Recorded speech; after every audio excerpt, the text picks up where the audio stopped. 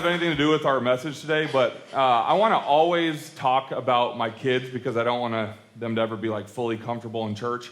So Gage came home the other day, and we put like some money in their accounts because every once in a while we don't fix them lunch, they can get lunch there, or on Fridays they can get ice cream or whatever. And Gage had no money in his account. We're like, dude, what happened? And he goes, Dad, I lost a bet to some guys for some ice cream, and a man keeps his word, am I right? I was like, I guess. He's like, so I had to pay him. I was like, no, I had to pay him, buddy. Like, quit giving away ice cream. I don't know what I thought about that. I just wanted to make sure that I keep telling stories about my kid, keep him humble. Anybody here last week, by the way? Didn't Dom do a fantastic job? We actually talked about it at staff meeting during the week, but I think that's probably the best message on worship that I've ever heard. And it was just so really important to understand what worship is, why it's important, how we do it. This morning, I wanted to lead off and talk about something, at least acknowledge this. I know that everybody is coming into the room today with something that's heavy, right? Maybe it's not catastrophic, but there's something there that is causing fear or causing anxiety or causing worry. Maybe it's a relationship. Maybe it's something that's causing resentment and frustration. Or it's a business venture or a next step. There's something that is demanding our focus. And I wanted to start off this morning and saying, whatever that thing is for you, I want you to know it's a big deal. It is a big deal. I think traditionally those things, and again, I don't know everybody's story here, but we are in the middle of Rooted, and in Rooted, we have a table full of people where we are sharing our stories, not just what has happened in the past, but what we're actually going through right now.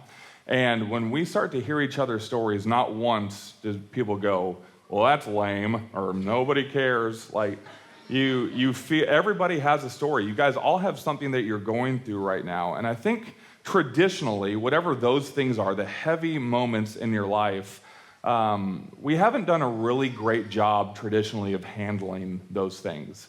One, as a church, and even, well, especially as a society, right? I think church a lot of times kind of throws this, hey, takes rain to make a rainbow, right? God's got a plan.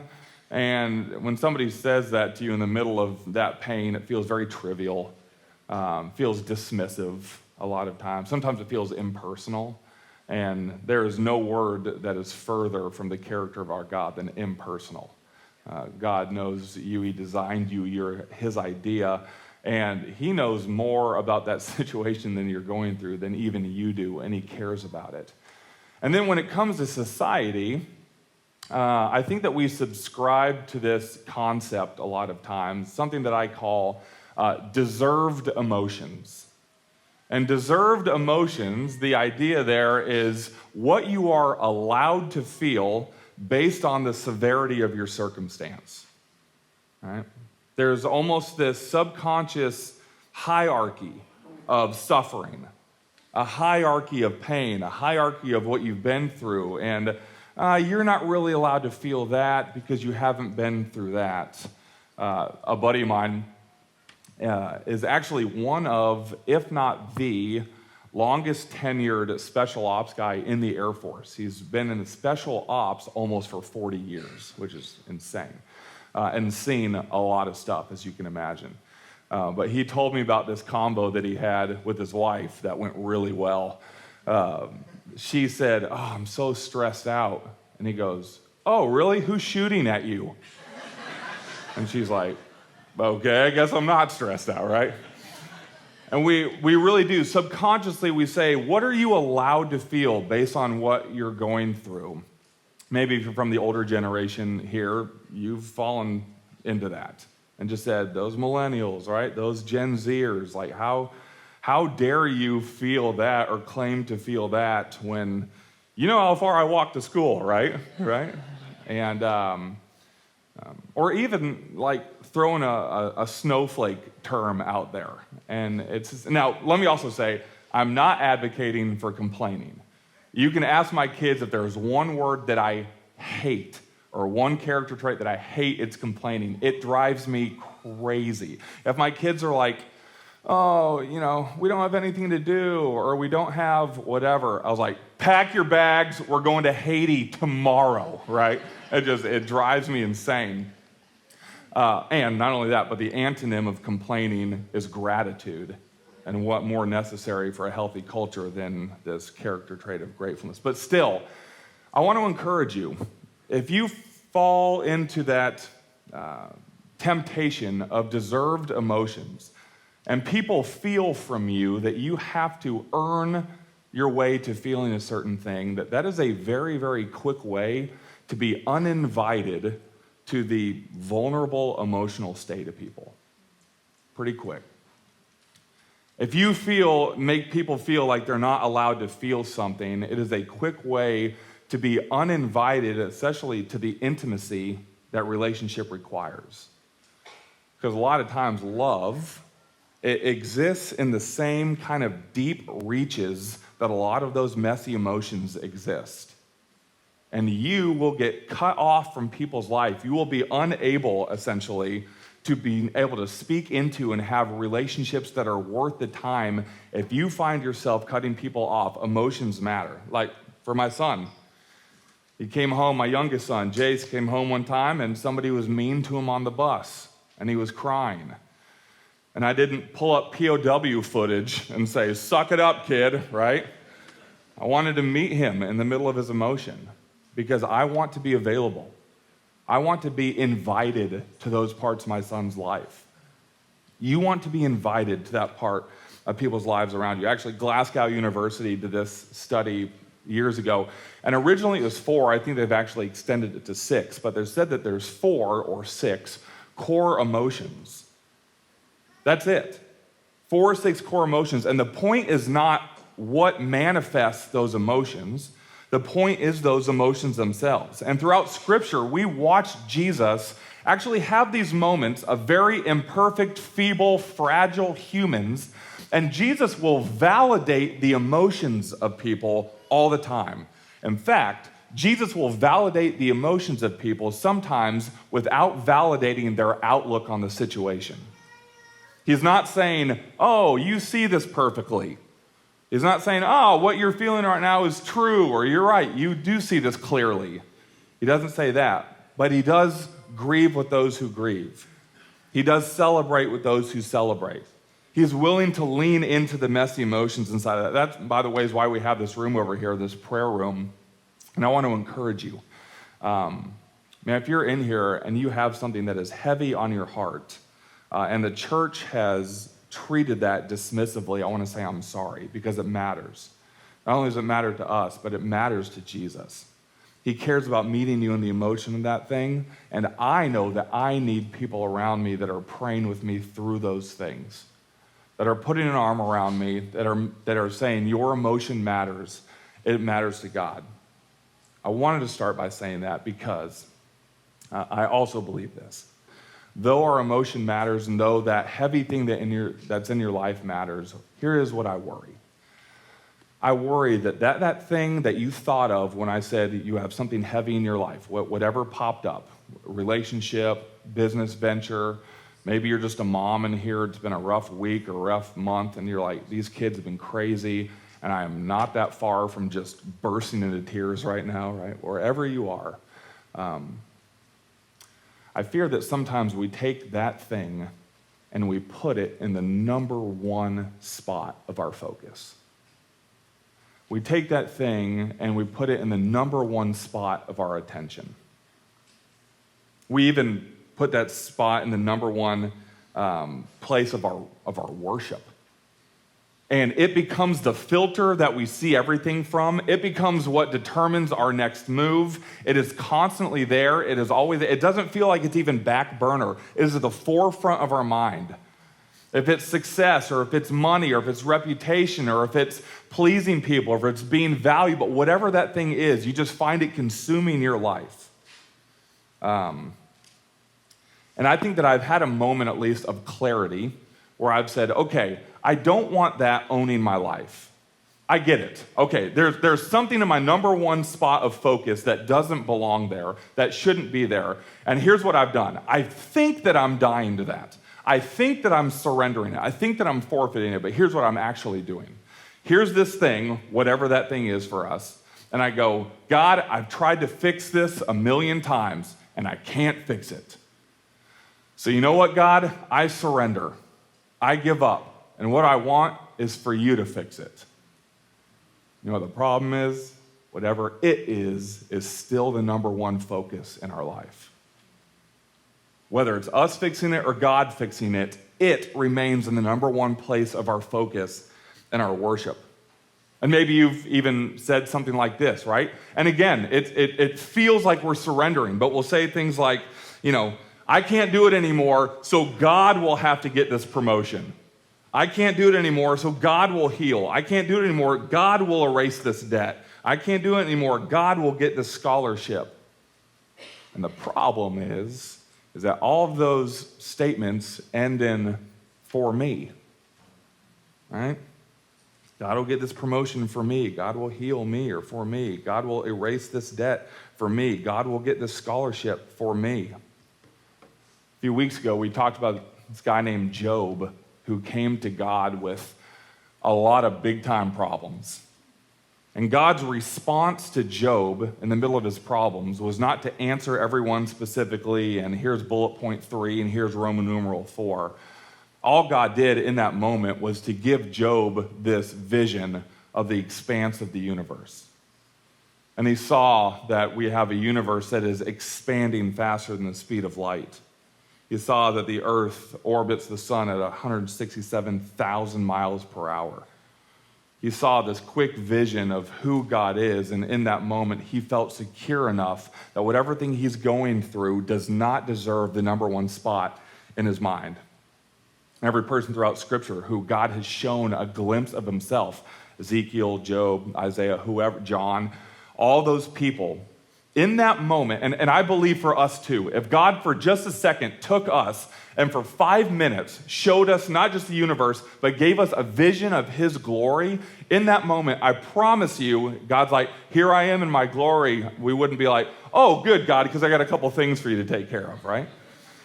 It is in that moment this recognition of who he is. In fact, we wouldn't be thinking of our problems at all.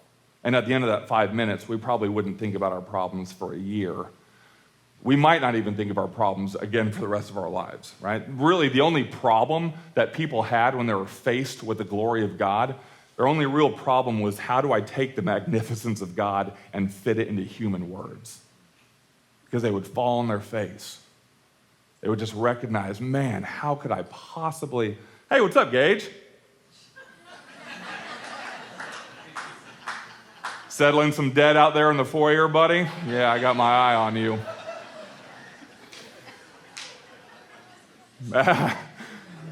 Point is, a lot of times we put this thing that we think is a big deal there. And this morning, what I want to do, what I think that a great thing that we do in church here is almost like a chiropractic alignment.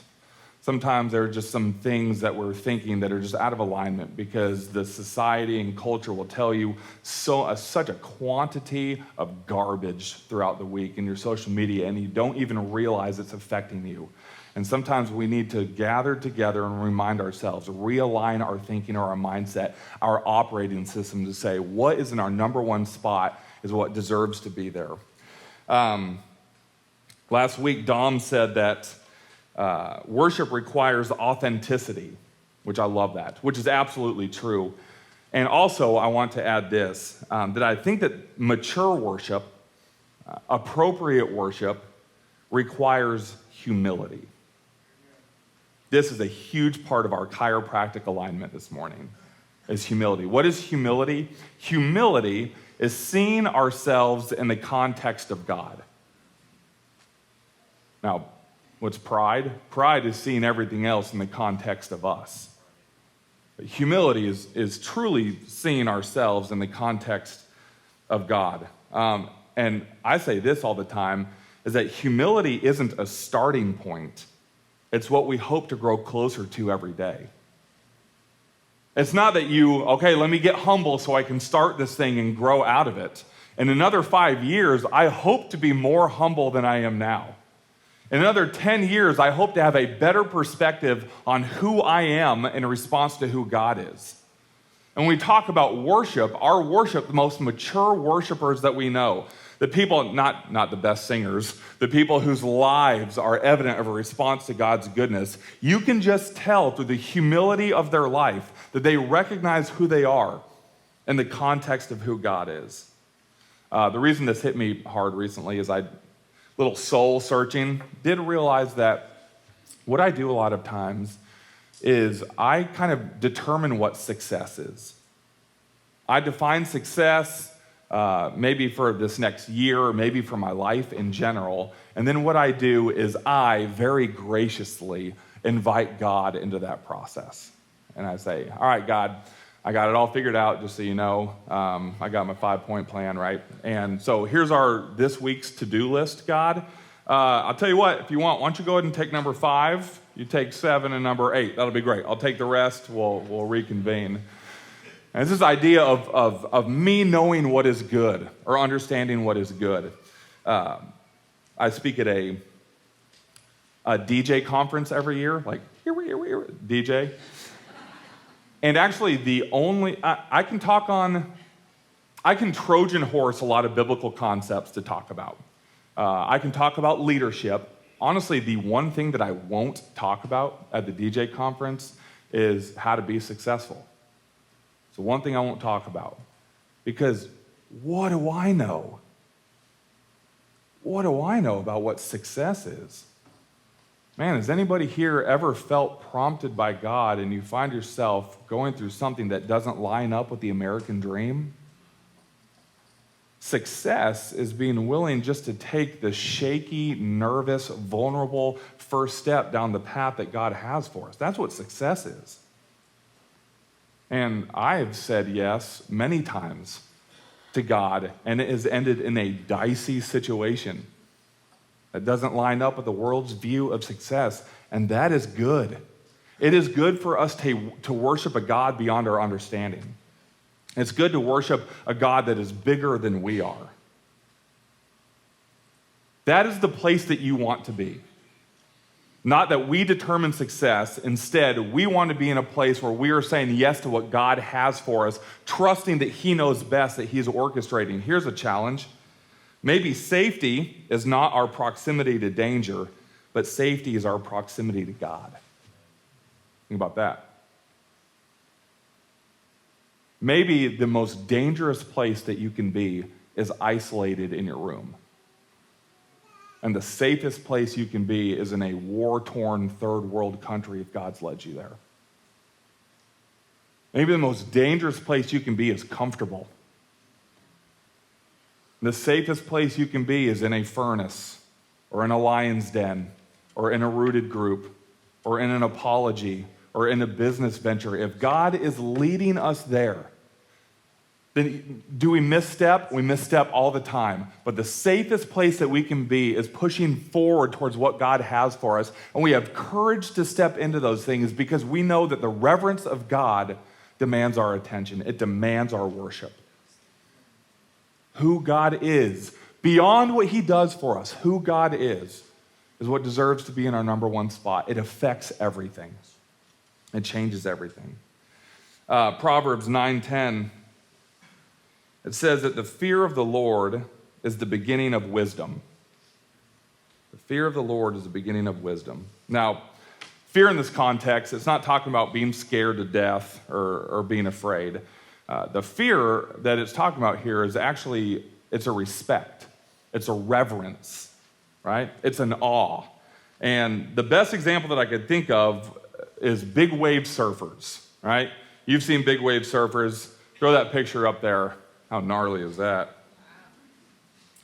I'm going to tell you, every interview I've ever heard with a big wave surfer, they revere the ocean. They revere the wave. Are they scared? I don't know if I'd say scared. Are they afraid? Maybe. Are they reverent? Absolutely. Because they know that when you're on a wave, look at the size of that monster. when you're on a wave like that, that better be the number one thing you're thinking of, right? You better not be going over your week's plan in that moment, or that's a tough day at the office. Now, for different surfers, of course, there are different styles of surfing. I don't know much about surfing, but if you talk to somebody who does, you can watch somebody surf and instantly tell who they are. Everybody has their own way of surfing the wave, and I'll tell you what, God has designed us to live in worship differently. You are going to respond in the course of a week differently than I do, because you and God have a different relationship than I do with God, and because you're a different personality. That's a good thing. But at the end of the day, those surfers don't tell that wave where to go and go, hey, here's what I need you to do. They recognize who is in control. They have to be reverent inside of that moment, not afraid, not terrified. Instead, understanding the power of who he is. Our chiropractic alignment today is to recognize the goodness and yet the power of a God. And when he is giving you a prompt throughout the week, as big as I want you to move to another state, as seemingly small as I want you to have this conversation, recognize that big wave, the God of the universe, the one who is holding this all thing together, is doing it for a reason. There is no small deal when it comes to God. And your response to that is a recognition of us being on that wave. And if I don't step into the conversation when he asks, I don't have an understanding of how big and how reverent God demands. I do think that that's a problem with our Western culture's understanding of Christianity a lot of times, is that the Western culture, Christianity says, what can God do for me, right? That's just a big thing. I fall into that all the time. In fact, my worship a lot of times matters based on how I think that God is responding to me. And that is a little bit what I wanted to change this morning is instead of us trying to fit him in our convenience, here's what I do. I say, all right, God, here are the issues that I need you to speak into this week. Here's a big one, but also I've got a meeting at 10, so you got about 15 minutes. If you go ahead and speak into that, that'd be great. I've been trying to figure out how do I realign myself to be available to God. Now, I can't quit life and go out in a meadow and just lie there and receive the whole time, right? So what does this look like? This idea of responding in a life's worship, being available on God's time, not putting God in a box, but us coinciding. Hebrews 10:24-25 says this, let us consider how we may spur one another on towards love and good deeds, not giving up meeting together, as some are in the habit of doing, but encouraging one another, and all the more as you see the day approaching. I think that a huge component of living a life with worship is to be together in a place where people are encouraging you to keep the number one thing the number one thing.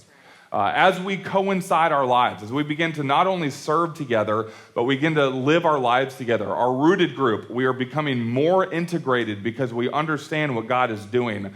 Those relationships that matter. When we start to meet our neighbors and have those conversations, we begin to integrate. And that's tough because you can get these things separated. I go to my church and then I go have lunch.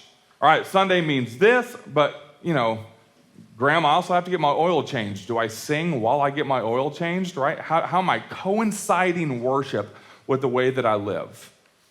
Now, a second ago we said that our life is a response, that worship is not a singing, that worship is the way that we view God inside of our life and our response to that. Here's what I want to encourage. 1 Peter 4:11 says this, if anyone speaks, they should do so as one who speaks the very words of God.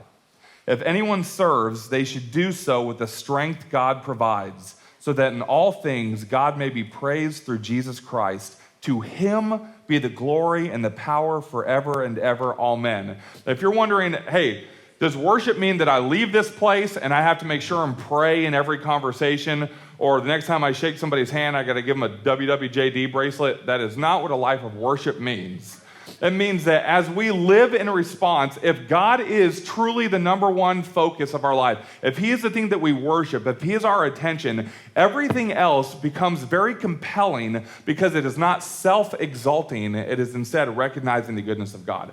Our life becomes worship. The things that we do become excellent. We become better, not because that's what matters, because we have prioritized the right thing. There's a beautiful quote here by Martin Luther.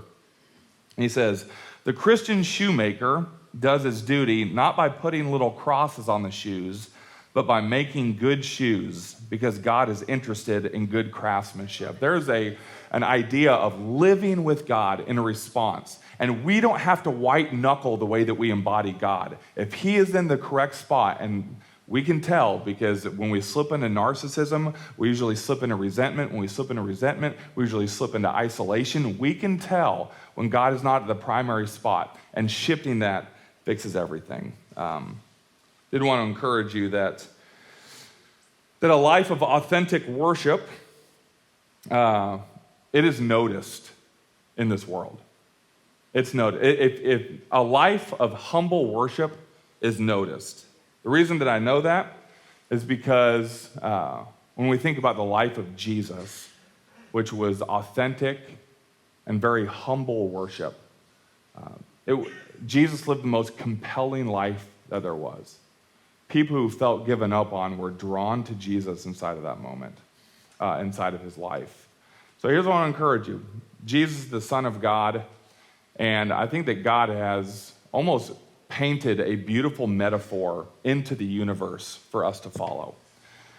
In the darkness, in the dark of night, the brightest thing in the sky is the moon, right? It demands our attention. When there's a full moon, everybody notices. You can see it. There's light that even exudes all around it. Now, here's what's interesting, as you know this, but that the moon provides no light of its own. The moon, all it does is reflect the sun. I gotta tell you, you know just as well as I do the darkness that we live in. You know the darkness, those of you in school, you know that school gets dark. Man, I know because I have my son coming home crying about what people have said to him, and I have to build him up and encourage him with what God says about it. I know that it's dark. Those of you guys in the corporate world know how dark it gets. Man, sometimes when we're just left to our own thoughts, it gets dark. And here's my encouragement to you. Just like the moon, what he has encouraged us to do is to say, you don't have to be responsible for the light that you provide. Instead, all you have to do is reflect the sun. All you have to do is live a life that is understanding who Jesus is and what he wants for you. We as a group get to come together, exalt him, remind each other who God is. Actually, there's a beautiful quote by this pastor I heard this past week. And he said, the reason why Jesus doesn't reveal his true nature when we worship him is because then our worship would be involuntary. That's interesting. God wants us to choose to worship. And if we actually saw who he was, if we had that 5 minutes, it wouldn't even be a choice. You can't help it. You just followed his feet. So we have to be here to remind ourselves of who God is, that God is good, that we take these realigning times, the date nights with God, to sit and focus on who he is, to recognize what we've put in the top priority, and to replace God in the middle of that. Job 33:4 says, the Spirit of God has made me, and the breath of the Almighty gives me life. And we are here as a group to declare that this morning. And we're about to sing this song. And I want to encourage you, maybe for you this morning, you need to sing at the top of your lungs. Maybe for you, you need to sit on that thing that you have allowed to be in the top priority in your life, and you need to give that over. Not say, God, you handle it, but to say, God, I want to replace that thing with you. Maybe it needs to be hands up. Maybe it needs to be hands out, open. Whatever that is, this is our moment to sit with God and say, God, I want to have this alignment this morning. Here's our lyrics. God, you give life. You are love. You bring light to the darkness. You give hope. You restore every heart that's broken. And great are you, Lord. It is your breath in our lungs, and so we pour out our praise. Great are you, Lord. And all the earth will shout your praise. Our hearts will cry. These bones will sing, great are you, Lord. Scripture says if we refuse to worship God, then the rocks will cry out, not because of anything he can do for us, because we worship a big, powerful God that demands our reverence. And at the same time, it is the God of the prayer corner who knows every emotion that you're going through and wants to sit with you in it and say that you are not dismissed or passed over, but that glory that holds the universe in rotation, that is eternally expanding the universe, that same power of God wants to speak into what you have going on right now and say, I'm with you. I'll never leave you or forsake you. Would you guys stand with me as we respond with worship?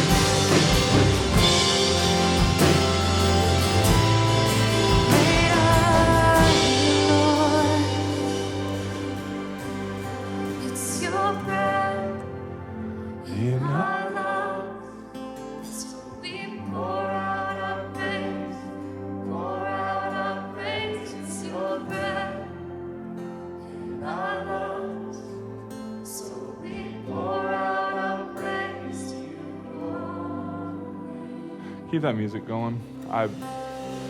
Even that you're a breath in our lungs. I was thinking, Gage, I love seeing you in here, buddy. And love that he gets to be a part of this for sure.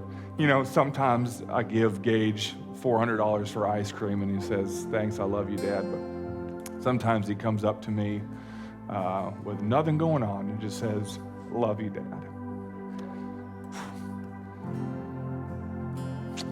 Love that. So can we sing It's a Breath in Our Lungs one more time? Maybe this is just our opportunity to say, love you, Dad. Not what you do for me. I just love you.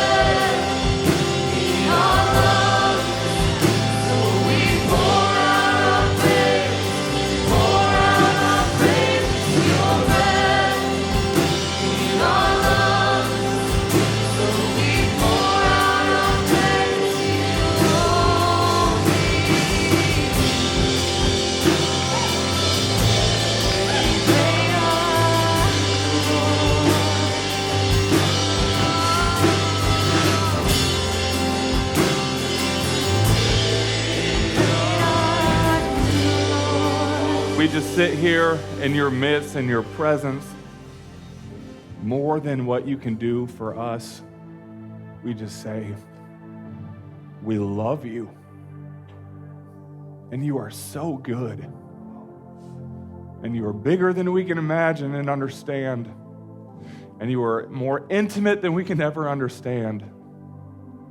And Father, our next step, even this week, it may be shaky, it may be trembling, it may be uncertain. But we are going to step into the path that you have for us with courage because you demand our worship. And our life is a response to how good you are. In your precious name, amen. Amen.